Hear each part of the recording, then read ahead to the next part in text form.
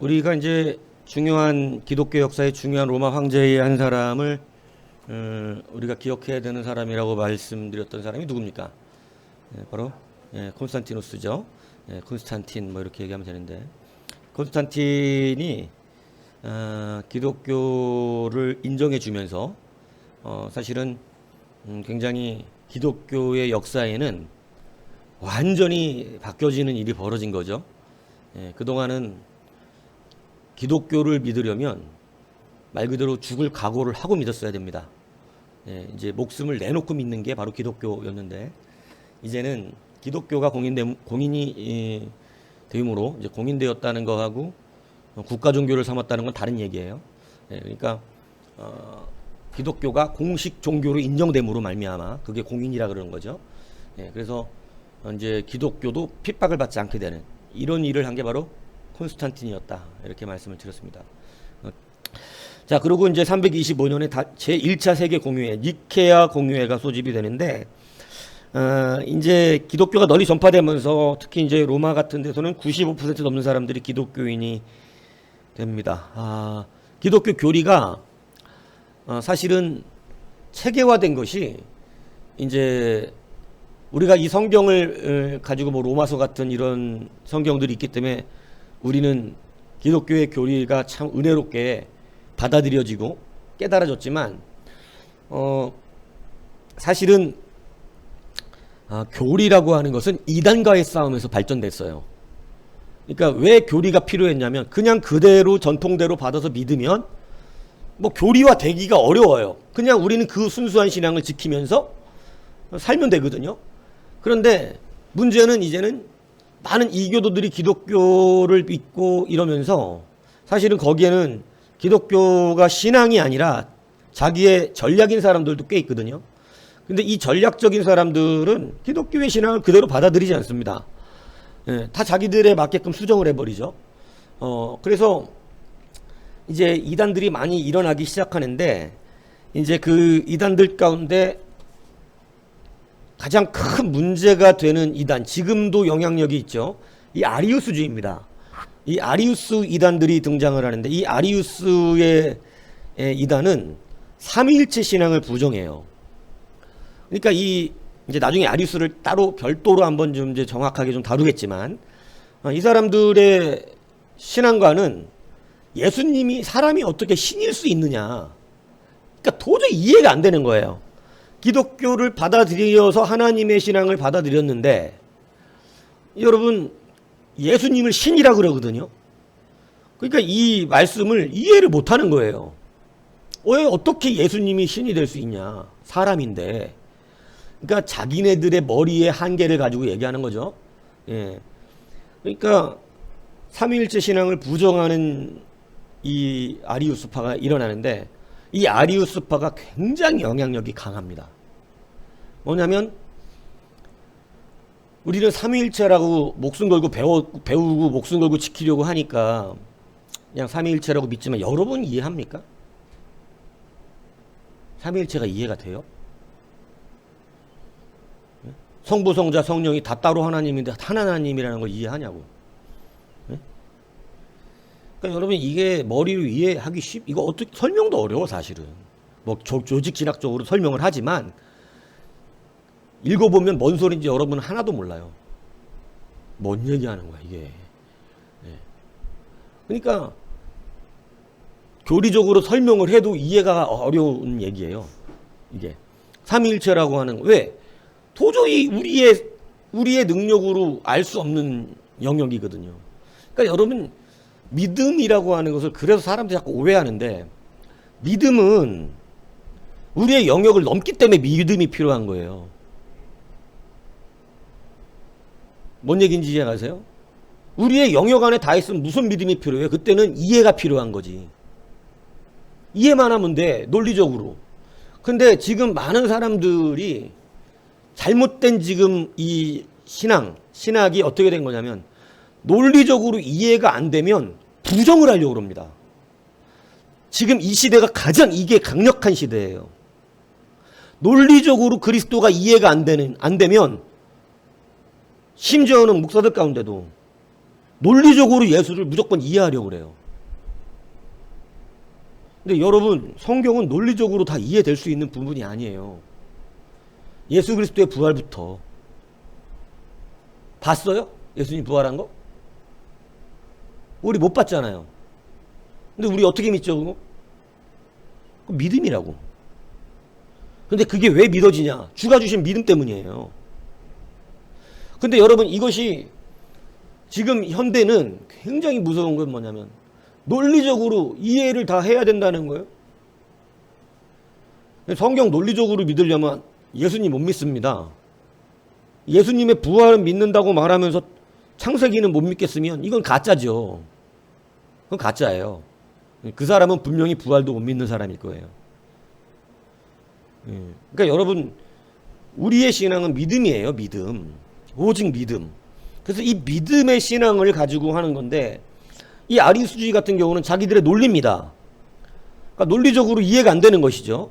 그러니까 어떻게 예수님이 인간이냐.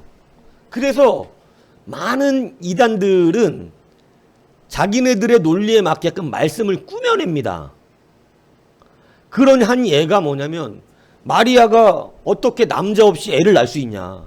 그러니까 남자랑 결혼했다는 것을 만들어내는 거예요. 무슨 얘기인지 이해 가세요?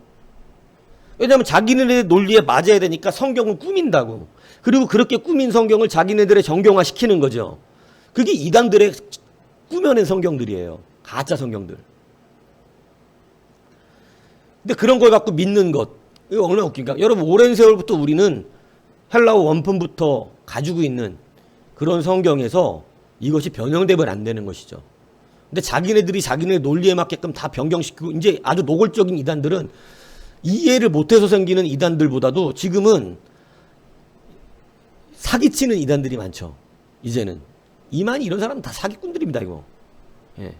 근데 그냥 자기 인생 한바탕 잘해먹고 끝나면 끝나는 거니까 다 사기꾼들인데, 거기에 자기 것도 아닌 이 기존 이단들이 다 쓰던 거 가지고 다 자기네들 논리에 맞게끔 쓰는데, 아주 읽어보면 진짜 지나가던 애도 웃을 만한 말도 안 되는 논리들이거든요. 정말 웃겨. 막 배꼽 빠져요. 근데 여러분, 그것을 믿는단 말이에요. 진짜 얼마나 웃기는 얘기인지 모릅니다. 예. 아주 그거 개그로 만들면 진짜 대박 칠 거예요. 근데 여러분, 그게 다 뭐냐면 자기들의 이 논리적인 것들로 만들어내는 그런 신앙들입니다. 그러니까 여러분, 아리우스파가 이렇게 등장을 하면서 자기네 머리에 이해가 안 된다고. 그러니까 여러분, 예수 그리스도 이 신앙의 복음이 다 머리로 이해해서 믿을 수 있는 게, 믿음을 구하셔야 돼. 믿음을 받아. 그러니까 내가 볼 때 성령 받지 않은 사역자도 많아. 성령 받지 않은 사역자가 많다고. 성령을 받으면 믿어질 수밖에 없고, 갈라질 수밖에 없고, 분별될 수밖에 없고, 보호될 수밖에 없어요. 무슨 얘기인지 아세요? 근데 안 받으니까 믿어지나 이게. 그러니까 그렇게 되면 세상적인 논리를 더 가치 있게 듣습니다. 목회자가 돼서도. 막 진화론이라든가 이런 것들을 더 가치 있게 들어요. 여러분, 정말 진화론도 허무적이거든요. 굉장히. 결정해 놓고 그냥 그렇게 믿고 있는 거거든요. 근데 여러분, 우리가 그렇기 때문에 성경은 믿음의 신앙이지, 예수님이 어떻게 신이지? 이렇게 자꾸 따져대려고 그러면, 여러분은 하나님의 영역을 따지기 전에 이 땅에 있는 일도 잘 모릅니다. 도대체 휴대폰 전파는 어떻게 돼갖고 통화를 할 수 있는 걸까요? 그냥 우리가 쓰는 기계니까 당연합니까? 한번 알아보세요. 어떻게 그 말이 들리고 영상은 우리한테 도달되는지. 그거는 기적 같지 않나요? 과학자들이 하니까 당연한 것처럼 느껴집니까? 여러분, 이 땅에 사는 것도 우리가 이해할 수 없는 영역이 많아요. 우리의 지금 가진 지식 가지고는. 그래서 사실은 여러분, 제가 말씀드렸지만 심해에 있는 물고기조차도 신비 영역이었고, 굉장히 여러분 알지 못하는 영역이 되게 많습니다. 알지 못하는 거 다 지금 머리로 이해해서 우리가 살고 있는 거 아니거든요. 우리가 주어진 삶은 그냥 살고 있는 거지. 그렇기 때문에 다시 한번 잘 기억하셔야 돼요. 믿음의 영역을 머리로 이해 안 가면 믿으셔야 되는 거예요. 그냥 믿으면 돼. 예. 근데 그냥 막 자꾸 막 논리적으로 분별을 하는 거, 자기가 판단하는 게 아니에요. 예. 그래서 이단들은 이렇게 이제 작성이 되는데, 이때는 이제 두의 이 파, 아나티시우스라고 하는 이제 정통 삼위일체를 주장하는 아나티스파와 이제 삼위일체를 부인하는 아리우스파가 격돌을 하게 된 것입니다. 그래서 이것을 콘스탄틴이 누구의 손을 들어주냐면 정통 기존 아나티시우스파의 손을 들어주게 되는 것이죠. 그래서 그게 니체아 공의회예요. 기독교 역사에서는 굉장히 중요한, 그죠? 이 공의회였습니다. 그래서 거기서 예수님께서 성부와 동일 본체다라고 하는 것을 그대로 받았고, 근데 이 아리우스파가 왜 많은 사람들에게 설득력이 강하냐면, 사람들은 비슷하죠. 예. 이해가 안 되니까. 이해가 안 되니까 아리우스파가 주장하는 것이 훨씬 설득력이 있어 보이는 거예요. 하나님 따로 계시고 예수님은 사람이다. 이게 자기네들 봐도 훨씬 논리적이죠. 그러니까 그렇게 아리우스파를 따르는 사람들이 꽤 많았다. 근데 여러분, 이렇게 되면 구원 못 받습니다. 무슨 얘기인지 아시죠? 예, 아리우스파에는 구원이 없어요. 왜냐하면 예수님의 신성을 부인하면 여러분 부활도 없는 거거든요. 예, 부활도 없고, 여러분 그것은 그리스도의 구원이 그들에게 구원이 되지 못해요. 예수님이 이 땅에 오셔서 계속해서 한 가지 밝히시려고 계속하셨던 게 뭐예요? 내가 하나님이라는 거예요. 예수님이 이 땅에 오셔서 성경에 계속해서 자기를 드러내신 게 뭐냐면 내가 하나님이라는 거였어요. 예수님이 못 박혀 죽으신 이유가 그거예요. 자기 하나님이라 그랬다고 죽으신 거예요. 그죠? 그러니까 예수님이 밝히신 게 그건데 그걸 부인하면 그 예수님 믿는 거 아니죠. 예, 그래서 아리우스파에는 구원이 없는 것입니다. 예, 근데 수많은 사람들이 이때 이 아리우스파가 이 니케아 그 공의회 때 분명히 아나티스파의 기존 전통, 사도들의 전통을 따라서 성부의 동일 본체, 하나님은 한 분이시니라, 이 말씀에 대한 것을 인정했음에도 불구하고 아리우스는요 굉장히 막 퍼져나갑니다. 예, 그래서 이때 이단으로 정제되고, 이때 이제 니케아 공의회에서 삼위일체의 근거를 확증했기 때문에 니케아 신경이라는 게, 니케아 공의회에서 일어났으니까 니케아 신경이 제작되는 거예요. 그게 이제 뭐냐면 이제 성도들에게 하나님은 삼위일체 하나님이다라고 하는 것을 기본 가장 중요한 골자로 해서 그리스도의 생애를 이렇게 만들어서 성경에 있는 것을, 사도의 그런 가르침을 그대로 가져서 만들어낸 신경인데, 이 신경의 고백이 2세기 이후에 이제 로마 신경, 그죠? 문답 형식의 신경이었는데 이것이 4세기의 고백형 신경으로 바뀌어요. 그러니까 물어보는 문답형 신경에서, 그러니까 물어봤겠죠. 하나님은 삼위일체 하나님이십니까? 이러면 예, 뭐 이렇게 하는 신경에서 이제는 고백형 신경, 로마 신경인데, 이것이 8세기 때 지금 우리가 쓰고 있는 사도 신경 있죠?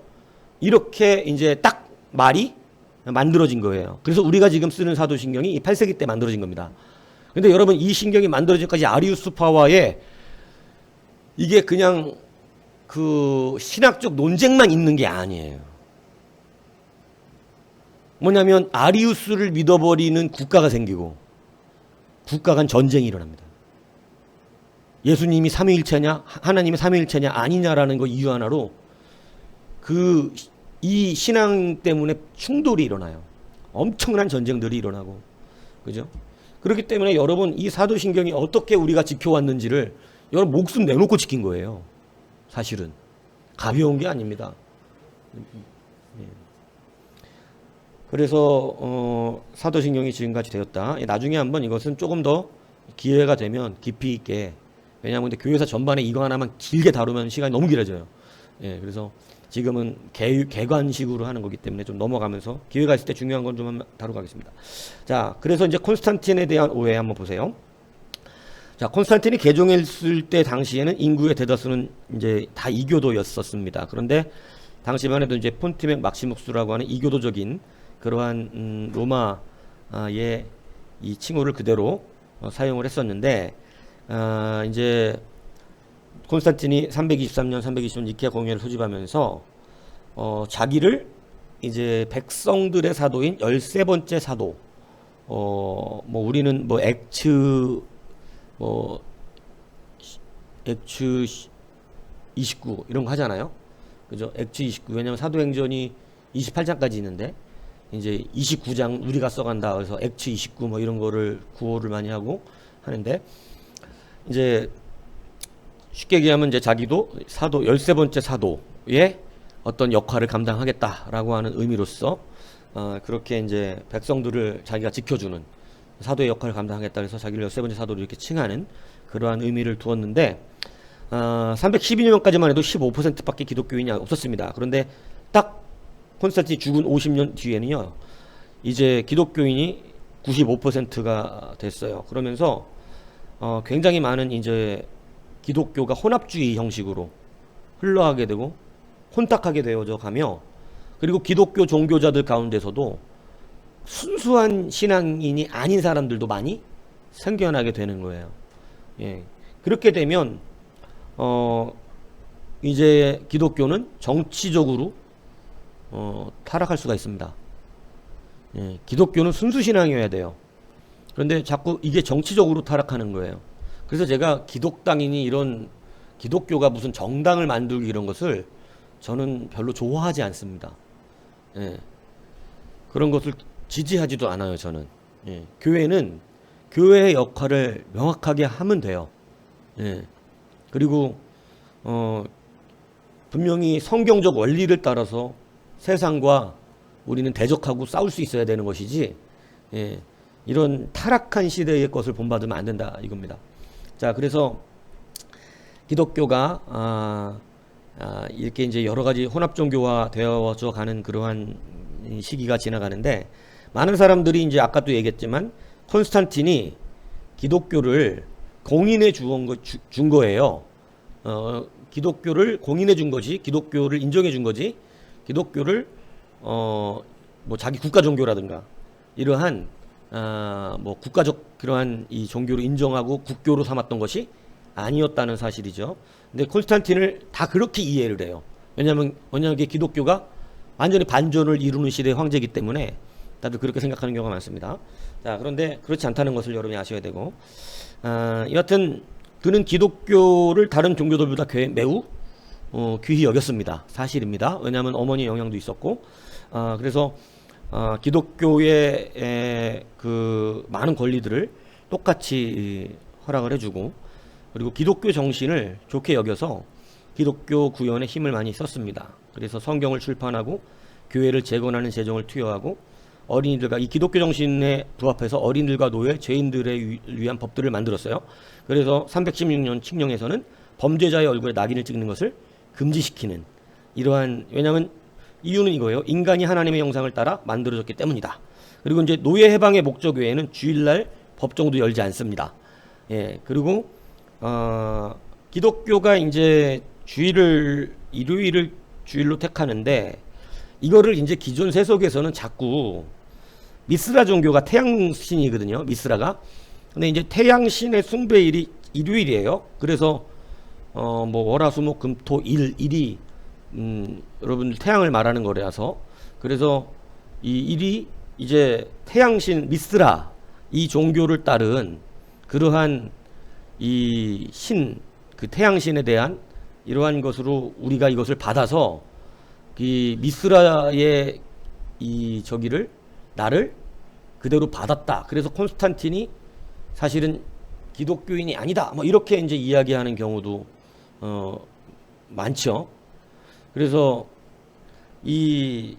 여러분, 그런데 이것은 이제 자기네들이 하는 말이고, 사실은 일요일을 주일로 택했던 것은 하루를 예배일로 쓰는 유대적 전통을 받아들였던 것이고, 그리고 예수님의 부활이 주일이었잖아요. 일요일이잖아요. 그러니까 성경이 이미 주의 날이라는 날을 만들었어요. 주의 날. 그래서 우리가 주의 날에 이렇게 성경에 주의 날에라는 말이 나와요. 그 주의 날이 무슨 요일이냐면 일요일이에요. 주님이 부활하신 날을 말하는 거예요.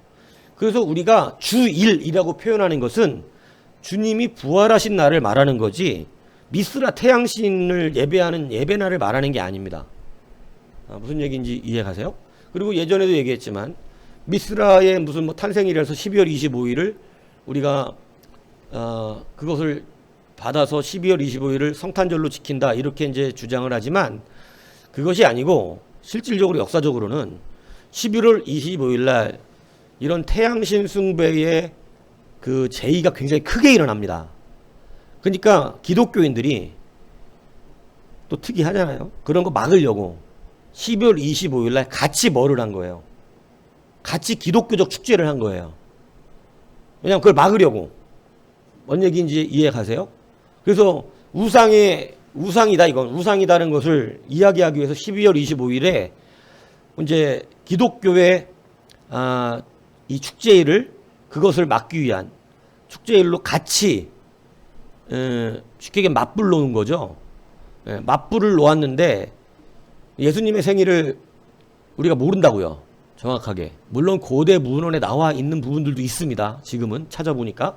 근데 예수님의 생일을 정확하게 모르기 때문에 12월 25일을 우리가 그렇게 지키다 보니까 이게 어느 순간 자연스럽게 그날도 기독교의 축일이 된 거예요.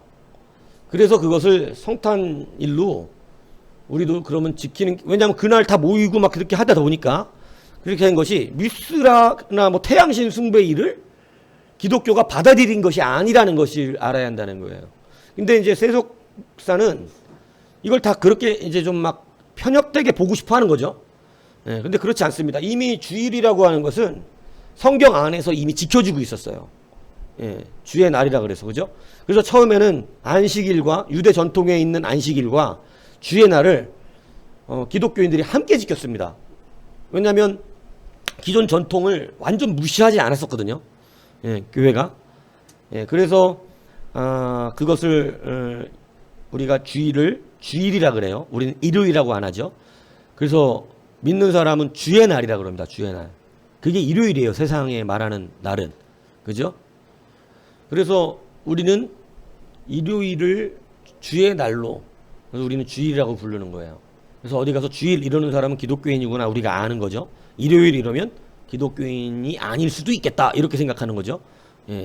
그래서 우리는 주의 날이라서 주일, 이것은 이미 성경 안에서부터 이미 주의 날에 이렇게 사도들이 표현하고 있습니다. 그래서 지켜지고 있었던 거예요. 그런데 이 날짜를 가지고 이제 유대교들은 어떻게 하냐면 따졌겠죠. 왜 안식일을 지키라 했는데 너네들은 안식일을 지키지 않느냐 이렇게 말했을 때 사도 바울이 오늘 읽은 골로새서 2장 16절에 분명하게 이렇게 말해주고 있는 거예요. 먹고 마시는 것과, 예전에 율법적으로는 먹는 음식 못 먹는 음식이 있었습니다. 그죠? 근데 이제는 먹고 못 먹는 음식이 없어요. 이제는. 왜냐하면 부정한 거 부정하지 않은 것을 예전에 율법적으로 알려주신 것은 그리스도의 그림자를 알려주신 거예요. 그리스도를 알게 하기 위해서. 그렇기 때문에 이제는 먹고 못 먹는 음식이 따로 없습니다. 무슨 얘기인지 이해가시죠? 그리고 그래서 막 지금도 뭐 이 먹는 음식 못 먹는 음식 가리는 이단들 있죠. 그거 먹으면 안 된다는 둥 막 이렇게. 그렇지 않습니다. 먹고 머시는 것이나 절기나 초하루나 안식일, 그러니까 이제 주일을 지켰다는 증거예요, 이 말이. 왜냐하면 이 사람들이 그냥 절기와 초하루 안식일을 지켰다면 사도 바울이 이것 갖고 싸움이 났다는 말을 할 이유가 없잖아요. 근데 지금 기독교인들은 이런 절기들을 전통적으로 율법적으로 안 지켰어요. 안 지키고 어떻게 했냐면 주의 날을 지켰어요, 이제. 그래서 일주일에 한 번씩 주의 날에 예배하고 이렇게 하니까 유대인들의 공격을 받았다는 거죠. 하나님을 섬기는 자들이 어떻게 안식일을 섬기지 않느냐. 그러니까 지금도 안식일을 섬겨야 된다고 하는 사람들은 사실은 이 사람들 신약 성경 인정하지 않습니다. 예수님 인정하지 않아요. 그러니까 여러분, 우리는 기독교예요. 여호와의 종교, 여호와를 우리가 여호와 하나님 우리가 부인할 수 없어요. 우리는 여호와 하나님을 섬기는 성부, 성자, 성령 삼위일체 하나님 섬겨요. 근데 기독교라는 것은 그리스도를 말하는 거예요. 그렇기 때문에 우리의 진짜 실제 신앙의 고백은 예수예요. 예수. 무슨 얘기인지 아세요? 우리는 예수라는 이 말씀이 가장 중요한 신앙이라고. 예. 근데 그 예수를 믿는 것이 성부 하나님을 믿는 거라고 성경이 말을 했고, 무슨 얘기냐? 예수를 믿어야 성령 하나님을 받는 것이고, 이것은 뛸래야 뛸 수가 없는 섭리예요. 무슨 얘기인지 아시겠습니까? 근데 여호와를 믿는 사람이, 자기네들은 여호와죠. 여호와를 믿는 사람이 예수님을 안 믿는 경우가 있어요. 뭔 얘기인지 이해 가세요? 그게 유대인들이에요. 그리고 아까 말한 도나티스 사람들이고, 그리고 지금 존재하는 수많은 이단들이죠. 그러니까 여러분, 이것은 기독교가 아닙니다. 기독교는 예수님을 인정하지 않은 기독교가 아니에요. 그래서 우리는 예수님을 믿기 때문에 성부 하나님이 당연히 우리의 하나님이신 것이고, 예수님 믿기 때문에 성령 하나님이 당연히 우리에게 인치시는 분이 되시는 거예요. 우리는 그래서 제가 지금은 단어를 굉장히 이제 찬송가도 지금 정신 차리고 쓰지 않으면 안 된다고 하는 얘기가, 예전에는 그냥 하나님 하면 다 우리 기독교 안에서 이단들이 일어나기 전에는 다 우리 그냥 그 하나님이에요. 근데 지금 하나님 하면 이건 우리의 하나님인지 지들의 하나님인지 구분하기가 어렵지. 뭔 얘기인지 이해가십니까?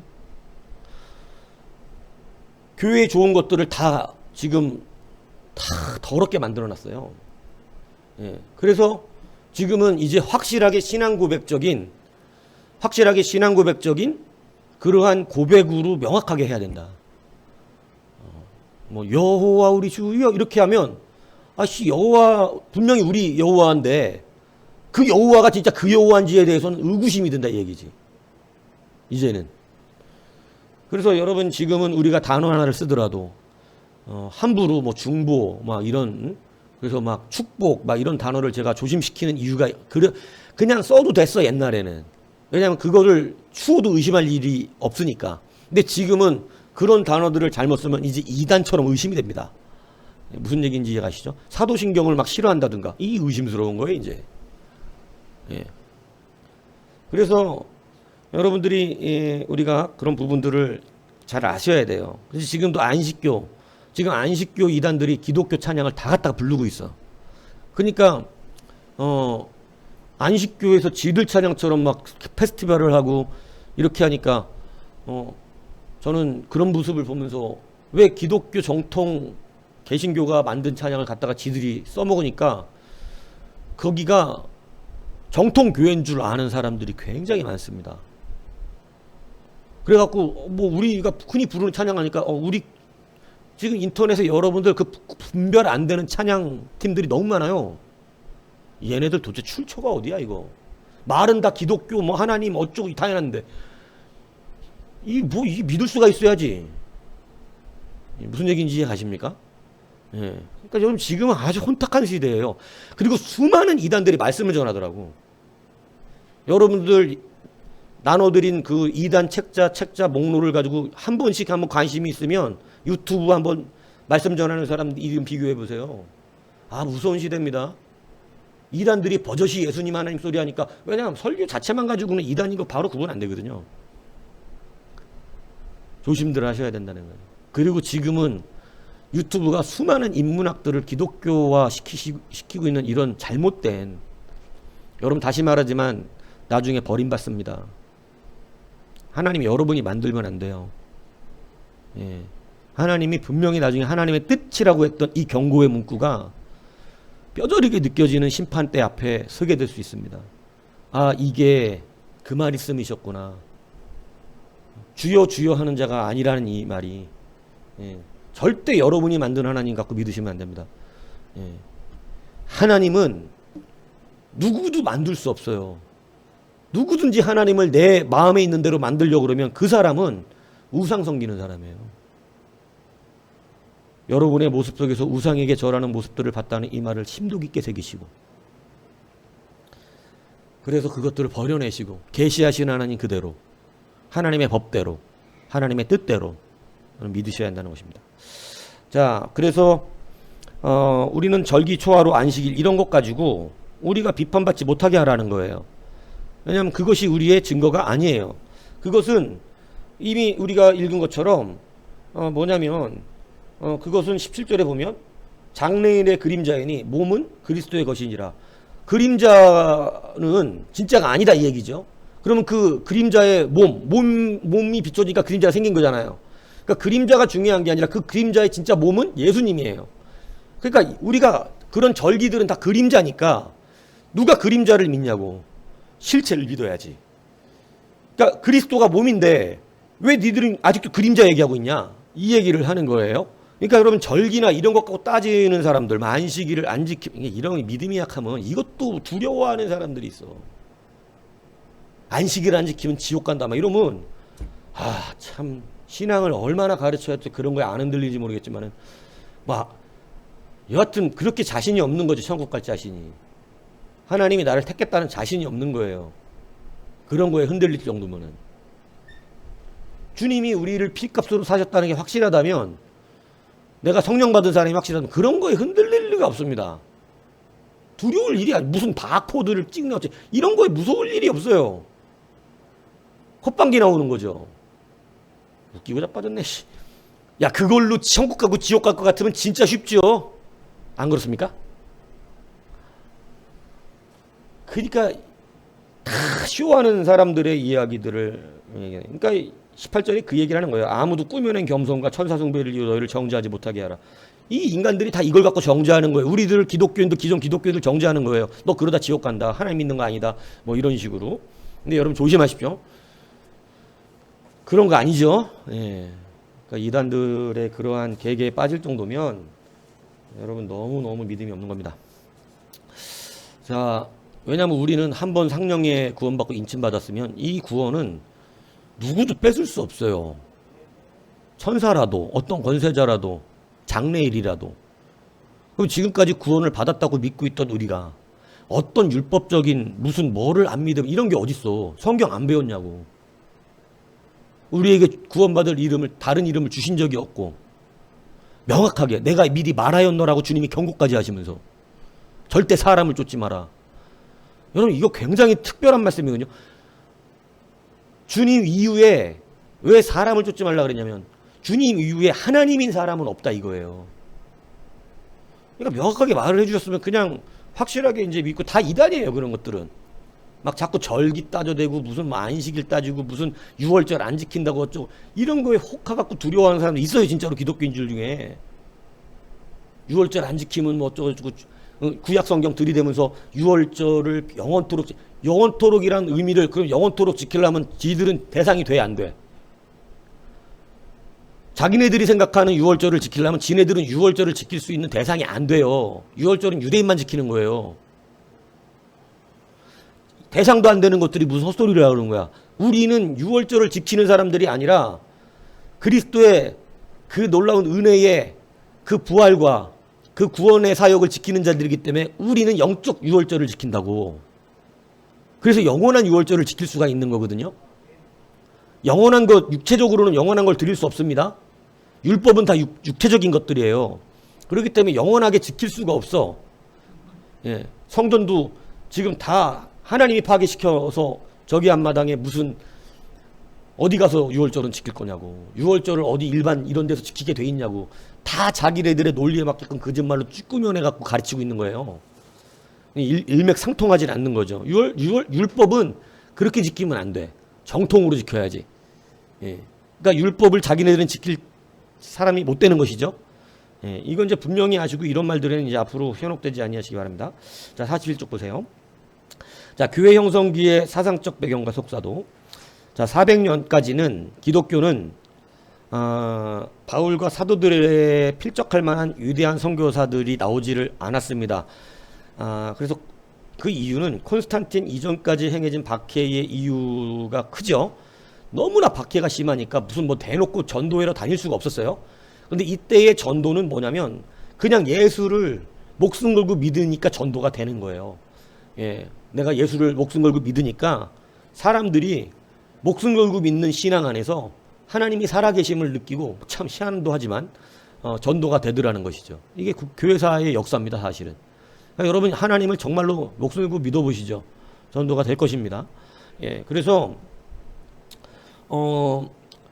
이 선교사가 거의 없었는데 이제 그러한 박해 속에서도 계속해서 로마는 꾸준히 예수 믿는 사람들이 늘어나는, 참 신비스럽습니다. 하나님의, 오늘 새벽에도 말했지만 복음의 역사는 나 아니어도 됩니다.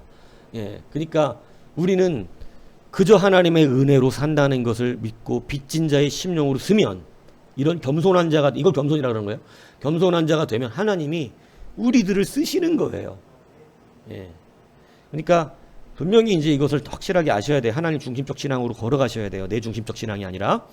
자, 그래서 그러한 박해에도 그렇게 이제 되었는데, 모든 성도들이 아까 말한 것처럼 목숨을 건 선교사였어요. 왜냐하면 예수 믿는 것 자체가 목숨을 걸고 믿어야 되기 때문에.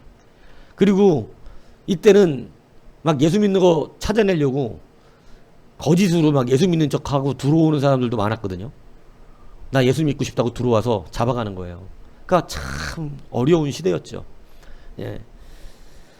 자, 이러한 박해와 모든 환경에 직면하면서도 교회는 점점점 발전해 가고 오히려 믿음은 튼튼해져 갔습니다. 자, 그래서 교회의 부흥은 순수하고 참된 신앙 안에서 일어나는 거예요. 네, 이것을 여러분들이 잘 기억하시기 바랍니다. 자, 초기 교회의 조직, 이제 초대 교회에는 이제 첫 번째 12사도를 하나님이 일단은 정하셨잖아요. 사실 이런 거에 대한 많은 문헌과 이런 것이 없어서 우리가 초대교회의 신앙 생활을 명확하게 다 알기가 어렵습니다.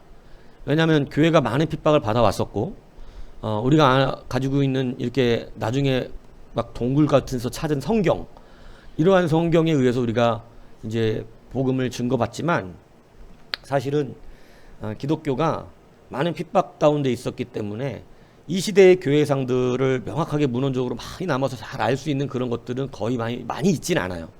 예, 그러나 일반 세속 역사가들이 적어놓은 그런 것들과 성경들, 이것을 우리가 근거로 이렇게 이야기를 하죠. 자, 그래서 이제 12사도가 세워졌습니다. 이 사도에 대한 직분의 개념을 말씀을 드렸었습니다. 우리가 이제 현대 신학에서 사도다 이렇게 부르는 것은, 사도는 두 가지의 입장을 취하고 있었습니다. 뭐냐면 주님이 직접 부르셔서 택하신 12사도. 그래서 이 12사도는 12명에 국한됩니다. 왜 12명에 국한된다는 것을 우리가 아냐면, 한 사람 가룟 유다가 죽었을 때 뭐 내비둬도 되는 문제잖아요. 사도가 12명이 꼭 필요한 게 아니면, 아니면 13명이면 어떻고 14명이면 어떻겠어요? 그런데 우리 중 하나가 자기의 길을 갔으니까 한 사람을 더 채워야 된다 그러잖아요.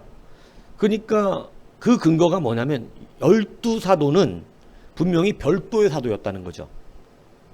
예, 그것은 예수님이 직접 부르셨던 교회에 존재하고 있는 12명의 초대 교회를 세우는 교회의 근간이 되는 그러한 12명의 사도는 예수님 시대에 예수님이 교회를 세우기 위하여 친히 부르신 12명을 우리는 사도다 이렇게 부른다는 말씀을 드렸습니다. 그러니까 지금 우리는 사도가 있나요, 없나요? 우리는 사도가 없어요. 사도적이라는 말은 쓸 수가 있겠죠. 왜냐하면 이때에 예수님이 부르신 12사도는 아니지만 야고보라든가 이 바나바라든가 이런 사람들을 뭐로 불렀냐면 사도로 이렇게 파송하시긴 했어요. 파송할 수가 있었어요. 그러니까 이때의 사도와 예수님의 12명의 사도를 말하는 개념은 좀 다릅니다. 예, 무슨 얘기인지 아시겠죠? 그러니까 이때 부르는 사도는 사도적인 임무를 가진 사람을 말하는 거예요. 다시 말하면 왕이 사신을 보내면 누구의 이름으로 가요? 왕의 이름으로 가죠. 그래서 그는 왕 대우를 받습니다. 그래서 사신 앞에 조선의 왕이 절을 하고 그래요. 왕도 아닌데. 그냥 왕이라고 여기는 거죠. 그러니까 이제 12사도는 딱 12사도로 끝났어요. 그런데 12사도의 이름으로 사도적인 역할을 가지고 나가는 사람들도 존재는 했다. 무슨 얘기인지 이해 가시죠? 그래서 지금은 사도가 존재하지 않는 것을 우리는 원칙으로 말합니다. 자, 그래서 사도가 교회의 지도자들로 세워졌는데 교회의 지도자들로 세우면서 동시에 교회마다 장로들을 세웠습니다. 그죠? 그러니까 이제 이게 지금 애매해요. 그러니까 사실은 정통 장로직이라든가 감독직을 정확하게 교회가 잘 몰라요. 무슨 얘기인지 아시겠어요? 감독직과 장로직을 각자 교단마다 다르게 해석을 해요, 지금. 왜냐하면 이런 것에 대한 명확한 어떤 것들을 우리 가운데 남겨준 게 없어서. 그런데 이것이 남겨질 필요도 없다고 생각합니다, 저는. 자, 왜 그렇게 생각하냐면, 여러분, 집사, 7집사가 선출이 되는데, 이 집사를 예수님이 만들어준 직분인가요? 아, 집사 예수님이 만들어준 직분 아니에요. 누가 만들었어요? 교회가 만들었어요. 사도들이. 교회 지도자가. 집사 직분을 만들어냈다고. 무슨 얘기인지 가시죠? 교회가 자율성이 있어요. 교회는 직분을 필요한 대로 만들어 세우는 거예요. 그러니까 사도들이 예수님이 집사를 세우라고 가르친 적이 없는데, 그죠? 주님이 주신 직분이 아니잖아요? 주님이 주신 직분은 사도예요. 근데 그런 직분을 주신 적이 없지만, 교회는 교회의 관리를 위해서 집사라는 직분을 만들어냈습니다. 무슨 얘기인지 이해 가시죠? 교회 권사라는 직분이 성경에 나오나요? 나오지 않아요. 그러면 성경에 없는 직분을 왜 만들었냐? 불법이다. 이렇게 말하면 무식하다는 것을 깨달아야 한다는 것입니다. 교회는 교회의 필요를 따라서 직분을 만들어낼 수 있어요. 예, 교회의 이름을 하나님이 건세를 주셔서 교회에 주의 이름으로 우리가 세례도 해. 예, 무슨 얘기인지 아세요? 주의 이름으로 세례도 하는데 주의 이름으로 직분을 못 만들어요?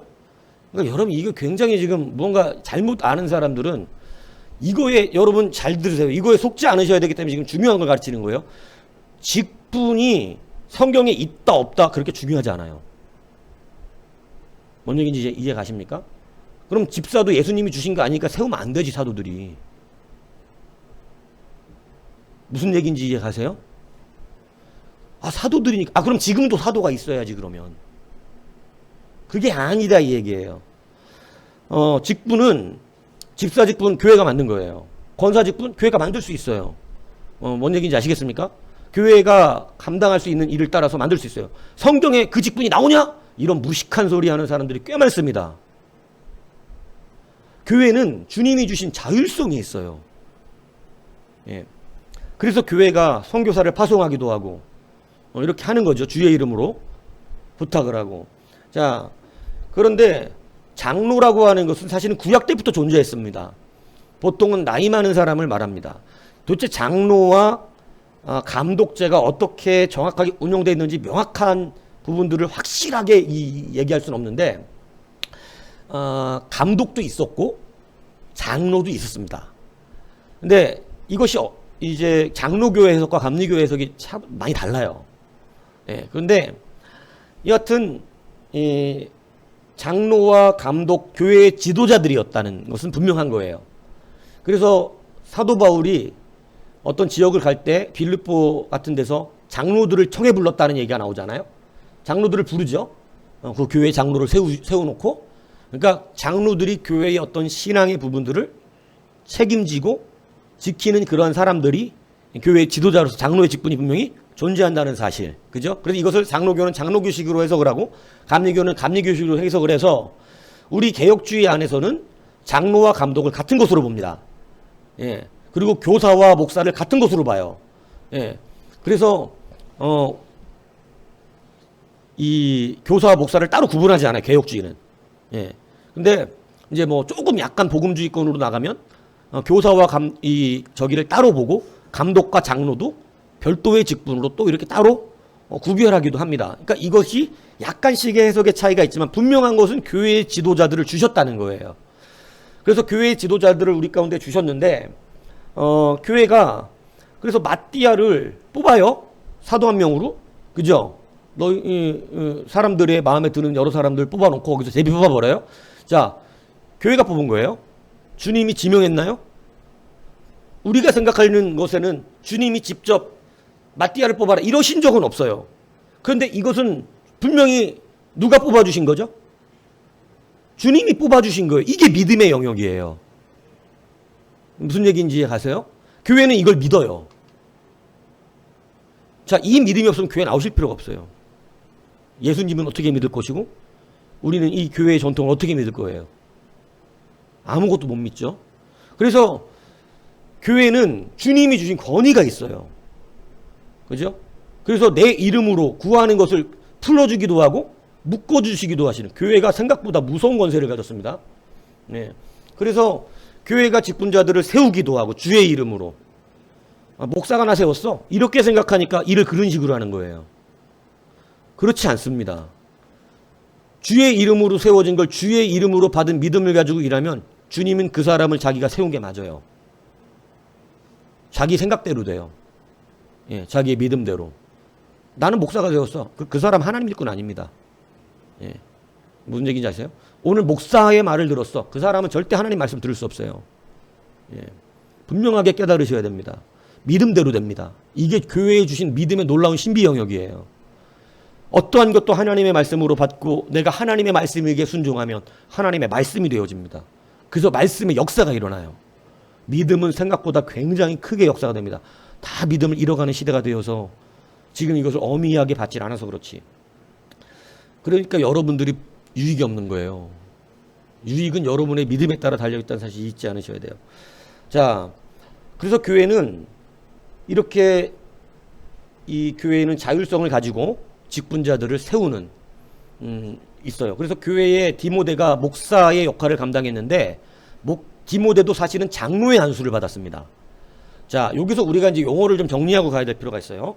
자, 이단들이 참 말장난하는 게 이게 있습니다. 그리고 이것 때문에 또 일반 성도들도 굉장히 시험에 드는 경우가 많아요. 자, 성경에 목사라는 단어가 나옵니까 안 나옵니까? 성경에 목사가 나와요 안 나와요? 우리나라 성경에는 나옵니다. 목사라는 단어가 한 번. 근데 목사로 주셨고, 그죠? 근데 이 목사라는 단어는 원래 고대 용어가 아닙니다. 목사는 요즘 우리식으로 만들어낸 단어예요. 성경에 나오는 목사라는 단어의 원어는 포이맨이라는 목자라는 뜻입니다. 그래서 우리에게 하나님께서 사도와 그리고 목자를 주셨다는 거예요. 목자라는 말은 원래 양측이죠. 예수님이 자기를 목자라고 표현하셨잖아요. 그러면 예수님이 양측이란 얘기입니까? 아니, 비유예요. 그죠?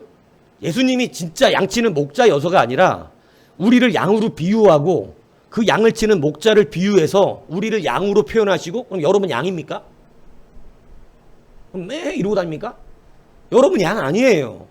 근데 우리가 이것을 비유 안에서 양과 목자의 관계로 이렇게 표현해요. 다시 말하면 성경이 목자를 주셨다는 목자는 뭐냐면 교회의 지도자를 주셔서 양을 치고 먹이는 그러한 교회의 지도자를 주님께서 우리에게 주신다는 거예요. 교회에. 그래서 어느 때든지 교회는 목자가 있습니다. 그 목자들이 양들을 쳐요. 먹이고. 이 목자라는 말을 여러분 한국 성경이 해석할 때 현대의 용어로 목자를 그냥 여러분 저한테 이상무 목자님 이상하잖아요. 뭔 얘기인지 이해 가세요? 그 목자는 양치기 말하는 거고 우리나라 안에서도 목자라는 의미는 그렇기 때문에 우리나라에서 교회의 양을 치는 교회의 하나님의 백성들을 치리하고 다스리는 사람을 예전에는 뭐 천주교에서는 사목이라고 부르던 것을 우리는 목사라고 부릅니다. 목회하고 가르치는 사람이라는 뜻이에요. 무슨 얘기인지 아시겠죠? 그래서 우리는 목자라고 하는 단어를 목사로 해석을 합니다. 이것이 성경에 목사라는 고유 단어가 있는 것이 아니에요. 교회의 지도자로 주는 직분 중에 하나가 목자입니다. 근데 이것을 우리는 뭐라고 부르고 있다고 지금? 목사라고 부르고, 천주교는 뭐라고 부르고, 신부라고 부르고. 이해 가세요? 신부라는 단어가 성경에 나와요? 안 나와요. 그런데 우리가 지금 현대 용어에 맞게끔 교회의 지도자들을 가톨릭은 신부, 교회는 목사 이렇게 부르고 있는 것 뿐이에요. 그럼 이거를 말장난을 해서 이단들이 이렇게 말한다고. 목사라는 단어는 성경에 없다. 그러니까 지금의 목사들은 다 가짜다. 이걸 듣고 괴로워하는 성도들이 있더라는 거예요. 무식한 거죠. 말장난하는데 속아가지고. 이 무슨 소리 하는 거야? 예수님이 그럼 양치는 사람이었냐? 무슨 비유에 대한 이 의미를 몰라요? 목사란 단어가 성경에 없으니까 목사는 원래 교회의 지도자. 무슨 소리를 하는, 목자로 주셨다는 그 목자가 요즘 시대의 목사라는 단어로 쓰고 있는 거고, 선주교는 신부라고 쓰고 있는 거고, 이런 거예요. 무슨 얘기인지 아시겠어요? 그런데 이런 말을 들으면 참 신비스럽게 거기서 목사라는 단어가 없나 이러고 근심하고 고민하고 또 목사한테 질문해. 성경에 목사라는 단어가 없다는데 무슨, 왜 이런 거에 이렇게, 이게 웃기지 않아요? 여러분 이 말씀 잘 알아들으셔야 돼요. 그리고 목사에 대한 말씀을 잘 들으십시오. 목사는 교회의 장로입니다. 개혁주의 장로교 안에서는 목사를 가르치는 장로라 그래요. 목회하는 장로, 가르치는 장로. 근데 그리고 지금 일반 성도들 가운데 장로의 직분을 받는 사람들을 치리하는 장로라 그럽니다. 그래서 장로교 안에는 가르치는 장로와 치리하는 장로가 있어서 목사는 가르치는 장로예요. 그런데 일반적으로 치리하는 장로들 가운데 장로교에서는 당회라고 그러죠. 당회의 당회장을 역임하기 때문에 그 당회장을 우리는 교회의 전문 지도자잖아요. 그죠? 그렇기 때문에 그 분을 목사라고 우리는 칭호합니다. 무슨 얘기인지 이해 가시죠? 그래서 목사라고 구별을 해요. 목회와 가르치는 일을 하는 교회의 지도자를. 그 목사라고 하는 거예요. 근데 이 목사의 직분도 사실은 뭐로 쓰고 있다고요? 장로예요, 장로. 그러니까 이 장로의 직분이 성경에 있어요, 없어요? 있잖아요. 목사라는 직분을 장로라는 장로교식의 이 직분이라는 것을 모르는 사람들은 목사라는 직분이 성경에 없잖아요로 시험에 드는데, 아니 그렇지 않아요. 장로라는 직분이에요. 우리는 목사도 장로라니까. 예. 근데 감리교는 목사들의 이 지도자를 감독으로 세웁니다. 그래서 감독제를 가지고 온 거예요. 이게 해석이 저마다 조금씩 차이가 있기 때문에 그렇게 직분이 달라졌지만, 이것은 그래서 그다지 중요하지 않습니다. 무슨 얘기냐? 목사를 목사로 부르든 나중에 사목으로 부르든 뭐 아니면 파파라 부르든 뭐라 부르든, 이건 우리끼리 정하여 부르는 거지. 교회의 지도자 목자를 뭐라고 부르는 것이 문제가 될 이유는 없다는 것을 여러분 분명히 아셔야 돼요. 그런데 여러분 특히 이단들, 신천지는 이거 갖고 시비 겁니다. 목사는 성경에 안 나온다는 거예요. 왜 이렇게 무식한 소리를 하는 거예요. 그리고 그런 말을 들으면 일반 성도님들은 이런 얘기들을 들어본 적이 없으니까 고민합니다. 성경에 목사가 없대? 목자래. 그래서 목자가 있는 데를 가야 된대. 그리고 지가 참 목자라는 거예요. 무슨 소리 하는 거예요? 성경은 원래 목자라고 써져 있어요. 목자라고, 언어에는. 이걸 모르지 않지 우리가. 예. 영어는 패스터라고 해놨고, 예. 무슨 얘기인지 이해 가세요? 예. 셰퍼드라고 쓰질 않는다고. 목사를 지금 왜냐면 여러분 보세요. 지금 성경에 그냥 목자라고 써놓으면 이걸 우리는 배워서 목자가 교회의 지도자, 양을 치는, 하나님의 백성들을 치는 사람이라고 이해하지만, 바깥의 세상 사람들은 목자라고 하면 뭐로 생각하겠어요? 양 치는 사람이에요. 이해 가세요? 책을 쓰는데 목자가 바깥으로 나갔다. 근데 이 사람, 책을 쓰는 사람 목자가 교회의 목사를 목자로 썼는데, 생뚱맞게 책을 읽는 사람이 이 목자가 목사를 말하는 건지 양치는 사람을 말하는 건지 어떻게 아냐고. 그래서 우리가 처음 기독교가 도입돼서 성경을 해석할 때 목자라는 단어를 여러분 목자로 쓰면 우리도 목자가 양치거나 소치거나 뭐 이런 사람들이야. 그렇기 때문에 교회의 지도자를 목사라고 표기를 했어요. 그 뿐이에요. 그러면 목사라고 표기했으니까 성경이 없으니까 이게 뭐 성경을 위배한 겁니까? 이것처럼 무슨 말장난하는 게 어디냐. 이단들은 이런 말장난합니다. 다 지옥 갈 것입니다. 하나님의 말씀을 이렇게 혼잡하게 만드는 것들은. 그러니까 여러분 절대 그런 말에 현혹되지 마세요. 왜냐하면 제가 볼 때는 제가 여러분들을 조금 더 밑으로 봐야 된다고 생각해요. 왜냐면 이런 말에 현혹되는 사람이 있어. 말장난하고 있네. 이러질 않고. 말장난하냐 지금? 이래야 되는데 목사란 말 원래 성경에 안 나와. 당연하지, 안 나오지. 목자로서는 헷갈리니까 우리식으로 바꾼 거 아니야. 이렇게 말을 해주면 되는데 이걸 전혀 몰라가지고 같이 두려워하는 거예요. 떨고 목사가 없어? 나 진짜 신천지 가야 되는 거 아니야? 아, 이런 웃기는 일이 벌어집니다. 그래서 제가 이거 말씀을 드리는 거예요. 여러분 결도 그렇지 않다는 것이죠. 목사도 장로예요. 굳이 따지면 목사는 장로야. 장로는 성경에 나오잖아. 이렇게 말하면 돼요. 목사가 장로라고 이렇게. 예. 우리가 부르는 걸 목사라고 부르고서 그렇지 장로. 그리고 성경에 지도자를 말하는 이 포이맨이 있고 목자를 말하는 포이맨이 있어요. 이것을 구별해서 지도자를 말하는 목자를 말할 때는 목사라고 우리가 해석을 한 것이고 어떤 양치는 목자의 의미를 가르칠 때는 굳이 목사라고 해석을 하지 않고 목자라고 해석을 한 겁니다. 우리가 이해하기 쉽게. 왜냐하면 예수님이 예를 들어서 나는 목자요 너희는 양이다 이렇게 표현했을 때는 이걸 목자라고 그냥 해석을 해줘야지 나는 목사요 너희는 양이다 이렇게 하면 안 되잖아요. 그건 목자라는 걸 비유해서 그런 때 나오는 건 다 목자로 썼어요. 그런데 하나님께서 교회에 사도와 그죠? 뭐 말씀 전하는 자 뭐 이렇게 이렇게 목자로 우리 주셨으니 할 때 목자는 그것은 지금 양과 목자를 말하려고 하는 비유가 아니라 교회에 가르치고 양을 치는 무리의 지도자를 주셨다는 의미이기 때문에 우리의 용어로 목사라고 써놓은 것 뿐입니다. 이해 가시죠? 예. 장로, 목사 이렇게 써놨어야 되나? 그러니까 이것을 충분히 이해하셔야 돼요. 왜냐하면 그 사람들, 이단들이 이거 갖고 장난쳐요. 교회에 목사가 원래 성경에 안 나오는 단어라고. 원래 안 나오지 요즘 만든다는데 우리도 그럼 목자라고 부르냐고. 이상무 목자 이럽니까? 목자님. 예. 그렇게 안 쓰는 것 뿐입니다. 이상해서. 예. 비유할 때나 쓰는 말이죠. 자, 그것을 여러분들이 알고 계셔야 돼요.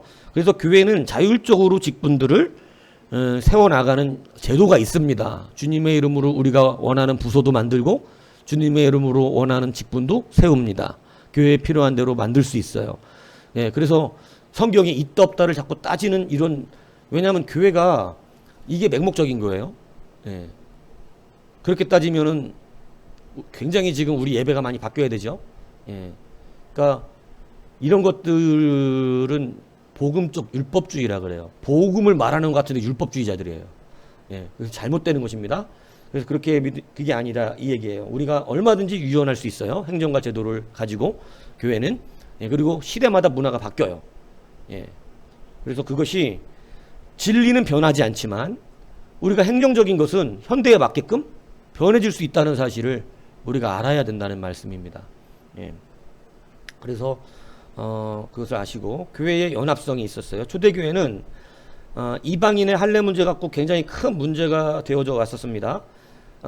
그런데 이 이방인의 할례 문제를 법으로 규정하지 않고 음행과 목매어 죽인 것과 피를 멀리하게 한다는 사도행전 15장 20절의 말씀을 가지고 모든 교회다 이방인들에 대한 이런 어떤 원리를 이것도 보세요. 예수님이 가르치신 건가요?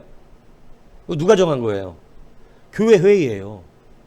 교회 회의에서 이방인들에게는 할례를 시키지 마라. 그리고 다만 목매어 죽인 것과 이것도 이 피와 그 다음에 음행을 멀리하게 하는 건데 이 음행은 죄악된 것이니까 멀리하게 하는 거고 목매어 죽인 것 피 같은 것은 왜 그러냐면 누구와 연합되기가 어려워서 그럴까요? 정통 유대교 출신 기독교인입니다. 정통 유대교 출신 기독교인들은 피 이런 거 막 어려서부터 그거에 훈련돼 있죠. 막 그러니까 이 사람들은 예수님을 믿어도 혐오스럽기 때문에 그런 거 안 해요. 그러니까 안 하는 것이니까 그게 뭐 죄가 되고 이런 개념이 아니라 여러분들도 싫어하는 음식 안 먹잖아요. 그러니까 이 사람들도 그게 싫은 거야. 근데 그거를 앞에서 노골적으로 하면 같이 밥 먹기가 어렵죠. 그러니까 성도들의 서로 교제를 위해서 교회가 규율을 준 겁니다.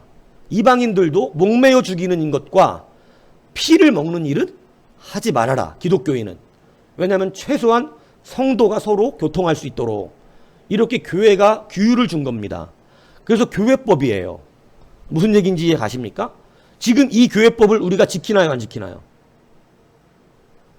지금 우리 교회는 선지 먹잖아. 순대 먹고. 그죠? 그러면 안 지키는 거니까 성경 어긴 겁니까? 이게 그렇지 않다는 거예요. 무슨 얘기인지 이해 가세요? 예. 목매어 죽인 것과 음행과 뭐 이 피 먹지 말으라고 하는 것이 지금이 유효한 법이 아니에요, 이게. 성경에 우리 가운데 가르쳐 주신 얘기지만 이것은 그 시대의 성도의 교제를 위해서 교회가 그 시대 교회 안에서 어떻게 한 거예요? 그 교회를 위하여 준 규율이에요. 진리가 아니라.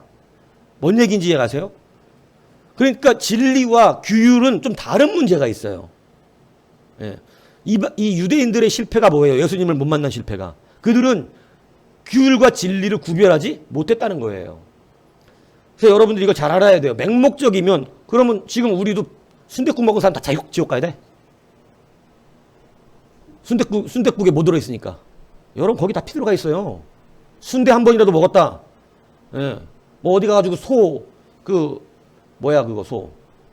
소회 육회 먹었다. 그거 피채 나오는 거 아니에요. 예.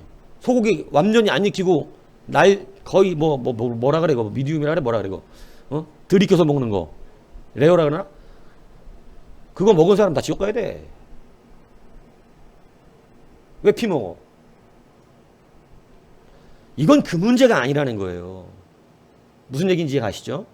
그래서 여러분 성경을 균형 잡힌 시각으로 볼 줄 모르면 목사라는 단어 하나 가지고 막 지옥을 가네, 구원이 없네, 이런 구원이 그걸로 되는 거냐고. 목사 이런 단어 때문에 바뀝니까? 그렇지 않아요. 예. 근데 이런 것에 속아 넘어가는 아직도 그런 성도들이 있다. 이런 거 듣고 막 두려워하는 성도들이 있다. 웃긴 겁니다. 그러면 여러분 일단 목사는 둘째 치고 순대 한 번이라도 먹었으면 지금부터 피눈물 나게 회개하십시오. 그러면. 네. 여러분 이건 그게 아니다 이 얘기하는 거예요. 그러니까 성경을 맹목적으로 우리가 바라보는 것이 아니에요. 자, 그래서 복음적 율법주의자들이 꽤 많아요, 지금도. 예, 균형 있게 이 성경을 바라보지 못하는 진리의 문제와 이것은 다른 문제라는 사실이에요. 본질과 비본질, 우리가 늘 들어왔잖아요. 본질의 문제는 변할 수 없고 목숨 걸고 지켜야 되는 것이고, 비본질의 문제는 우리가 조금씩 교회의 법안에서 회의하고, 그죠? 우리가 그것을 바꿀 수도 있는 것입니다. 자, 교회의 연합성. 그래서 그렇게 교회는 하나의 연합성을 지켜냈다라고 하는 것이고, 교직사 사이의 평등성. 이것이 이제 뭐냐면 사도, 감독, 장로 뭐 이런 사람들 사이에서는 위아래가 없다. 뭐 이런 건데, 뭐 이것은 이제 장로교 개혁주의 이론에서 특히 강조하는 겁니다. 왜 개혁주의가 이것을 자꾸 강조하냐면 나중에 이제 또 한번 다루겠지만은 교회의 그 옛날 카톨릭 교회의 이 사제 제도는 뭐가 굉장히 강하냐면 수직 구조의 계급 구조입니다. 이 수직의 계급 구조가 강하니까 여러분 불합리한 비신앙적인 것도 쉽게 얘기하면 어떻게 말을 못하는 거예요. 그러니까 그 교황의 권위가 만약 예수님 자리까지 올라갑니다. 그러니까 개혁주의자들이 굉장히 두려워했던 게 뭐냐면 예수님의 자리에 올라가는 이 지도자의 자리예요. 그래서 개혁주의자들은 스스로가 이것을 묻기 위해서 장로라든가 어떤 이런 이 교회 지도자들의 직분이 위아래의 개념이 아니라는 것을 굉장히 강조해 가르쳤습니다. 왜냐하면 그래야 교회를 바로 세울 수 있는.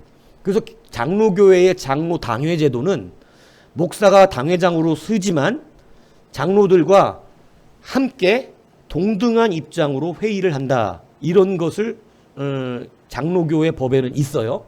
예. 그런데 이것은 개혁주의 입장에서 굉장히 잘못될 것을 우려한 조치인가 강했고, 사실은 교회는 위아래의 수직 구조의 계급 구조가 아니지만 맡은 직분의 질서를 굉장히 강조하는 게 또한 성경입니다. 그래서 하나님은 질서의 하나님이시라 그러셨어요. 질서라고 하는 것은 하나님이 교회의 권위를 무시한 개인에게 하나님은 그를 인정하지 않는다는 거예요. 무슨 얘기인지 아시죠? 그래서 하나님은 질서의 하나님으로서 교회의 권위와 교회의 모든 직분들의 권위를 살려주세요. 그렇게 되지 않으면 교회는 무질서하게 되기 때문에 그렇습니다. 조금만 꿈꿨다 그러면 지가 교회의 대장일 거야. 뭐 환상 한번 봤다 그러면 교회의 지가 최고 지도자가 되려고 그럴 거고. 그래서 여러분 하나님은 그렇게 하시지 않아요. 예. 교회는 질서가 있어요. 다 교회 당회장으로서 교회의 이제 감리교 같은 감독이고 뭐 이런 우리 장로 같으면 노회장이고 총회장이고 뭐 이런 건데 그러한 질서의 안에서 그 질서에 순종하게 되어 있습니다. 그래서 질서에 서로가 순종하는 거예요. 예.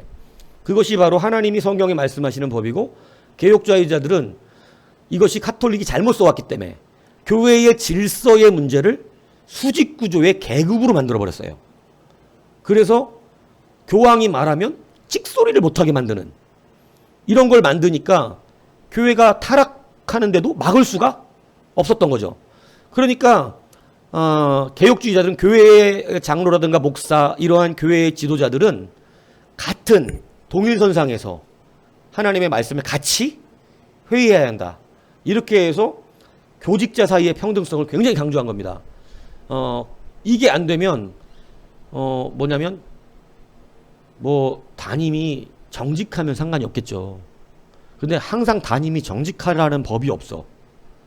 담임이 정직하지 않고 자기 사리사욕을 챙기는 사람이면 여러분 이제 교회는 또 타락하기 시작하는 거예요. 예. 그러니까 그때 장로들이 교회는 그래서 장로들의 제도가 뭐냐면 담임 목사님과 함께 당회를 구성해서 함께 하나님의 말씀에서 벗어나지 않도록 같이 순종하는 이런 구조가 있는 것이에요. 다시 말하면 함께 순종하는 구조가 성경적 구조예요. 대적하는 견제하는이 아닙니다. 대적하는 견제하는이 되는 교회는 망합니다. 대적하고 견제하는 사람에게는 교회의 질서를 무너뜨리는 일이 벌어져요. 그런데 성경은 분명히 서로가 순종하라고 가르쳤어요. 그래서 여러분 이 단어가 굉장히 중요한 거예요. 교회사 안에서. 대적하고 견제하는 자는 하나님이 벌을 하십니다. 우리는 서로 순종하는 거예요. 예. 그래서 교회의 장로와 담임 목사는 서로가 하나님의 말씀 안에서 교회를 같이 목회하기 위하여 서로 순종하는 관계다. 이것을 평등성이라고 말하는 것입니다. 그래서 교회는 그렇게 신학 초대 교회가 발전해 갔다는 사실을 여러분 기억하시기를 바라요. 자, 그래서 각자의 직분 그리고 성도들에게는 분명히 성경은 지도자들에게 순종함을 요구하고 계시죠. 예, 그래서 교회는 그렇게 지도자들은 서로가 하나님 말씀으로 순종하고 교회는 또 지도자와 성도들이 함께 하나님 말씀 안에서 서로 순종해 나가면서 교회의 공동체가 형성되어지는 것이 그게 바로 초대교회의 모습이었다. 이것을 여러분들이 기억하셔서 오늘 여기까지 하겠습니다. 다음번에 이제 잘 시작하셔서요. 감독 중심 사상 이제 요거부터 시작하도록 하겠습니다.